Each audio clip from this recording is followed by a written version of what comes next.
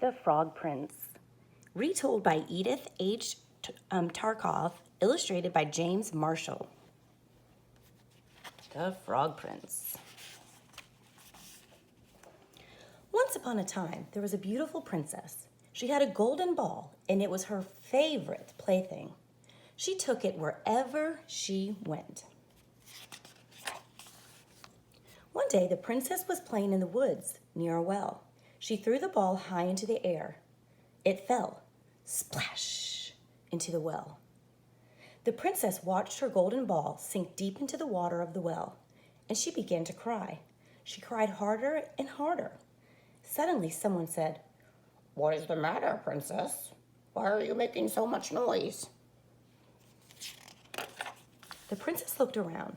She looked into the well. An ugly little frog was looking up at her. The frog asked again, "What is the matter, princess?" "Oh, it is you, you old water splasher," the princess said. "My golden ball has fallen into the well. That is why I'm crying." "Stop crying," said the frog. "Maybe I can help you. What will you give me if I get your ball for you?"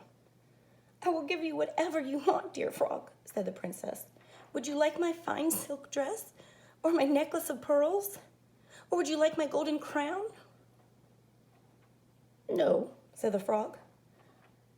"What would I do with your fine silk dress or your necklace of pearls?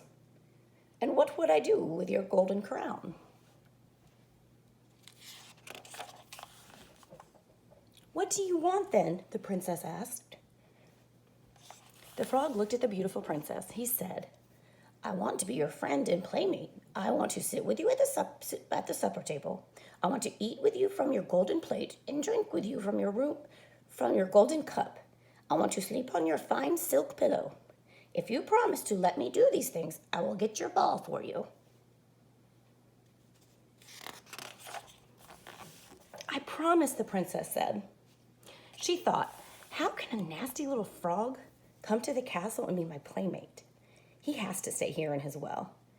And she said again, "I promise." Now the frog went down deep into the well. Soon he came up with a golden ball in his mouth. He threw it onto the grass.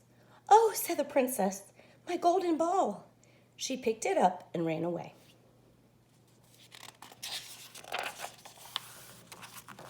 "Wait, wait," cried the frog. "Take me with you. I can't go as fast as you can." But the princess did not wait. She ran home to the castle, and soon she forgot all about the poor little frog.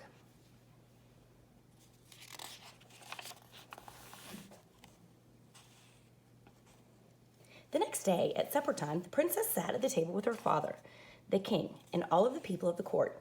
Suddenly, everyone heard some strange noises outside. Splish, splash, splish, splash. I wonder what it could be. It was the sound of wet little feet coming up the stairs to the castle. Then flip, flap, flip, flap.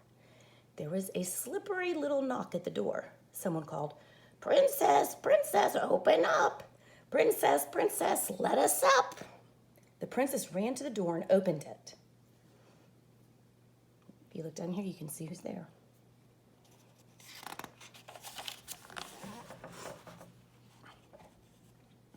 When she saw the frog, she shut the door quickly. The princess came running back to the table. The king looked at her. "What are you afraid of, daughter?" he asked. "Is there a giant at the door who wants to carry you off?" "Oh, no, father," said the princess. "It's not a giant. It's just a nasty little frog." The princess told her father how the frog had found her ball, and she told him about her promise. "I promised I would let him be my friend and playmate," she said, "but never thought he would come out of the well." Flip, flap, flip, flap. There was that slippery little knock again, and someone called, "Princess, princess, open up. Princess, princess, let us up. Remember who brought you the ball that fell? Remember your promise by the well?"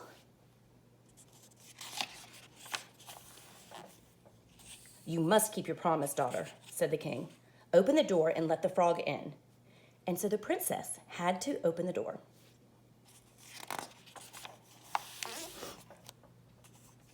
The frog hopped in and followed her to the table. He stopped by her chair. "Pick me up and put me next to your plate," said the frog. "Go ahead," said the king. "Do as the frog says. You must keep your promise." The princess had to put the frog on the table. Everyone could see that she really did not want to do it.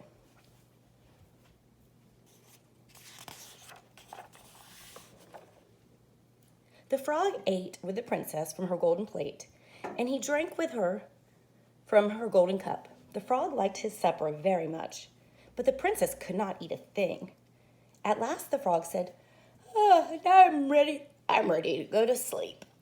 Carry me to your bedroom and put me on your fine silk pillow."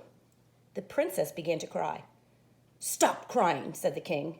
"Do as the frog says. You made a promise and you must keep it."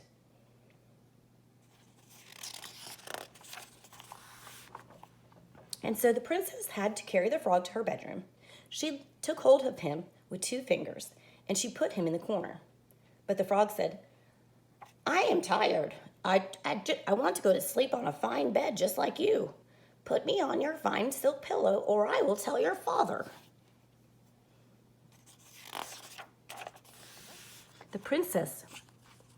That made the princess very angry. She picked up the frog and she threw him against the wall. But when he fell to the floor, the frog was no longer a frog. Dun, dun, dun. Wonder what it's going to be. Now he was a tall prince with beautiful, kind eyes, and he was smiling at the princess. "A wicked witch turned me into a frog," he said, "but now the spell is broken." The very next day, the prince and princess were married. A golden coach with 8 white horses drove up to the castle. The prince now took the princess to his own land, and they lived there happily forever after. The end.